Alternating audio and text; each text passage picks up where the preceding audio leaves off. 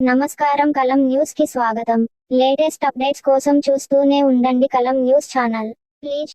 కైకలూరు మండలంలో గత 35 రోజులుగా తమ యొక్క న్యాయపరమైన డిమాండ్ల కోసం నిరసన చేస్తున్నటువంటి అంగన్వాడీ కార్యకర్తలకు సంక్రాంతి కానుకగా 9 రకాల నిత్యావసర వస్తువులు, బియ్యం కేజీ, గోధుమ పిండి 1 కేజీ, బొంబాయి రవ్వ అర కేజీ, బెల్లం 300 గ్రాములు, కందిపప్పు పావు కేజీ, డాల్డా 200 గ్రాములు, పసుపు ప్యాకెట్, కుంకుమ ప్యాకెట్, ఒక చేతి సంచి తో కూడిన కానుకను అందజేసిన జనసేన నాయకులు బివి రావు.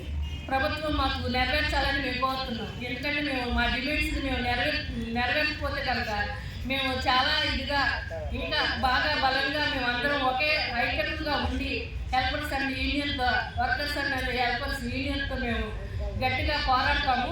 ఈ పోరాటంలో జై మాకే జరుగుతుందని మేము తెలియపరుస్తున్నాము. మరి మాకు బీవీరావు గారు 2-3 సార్లుగా మమ్మల్ని సంఘీభావం వచ్చి తెలిపారు.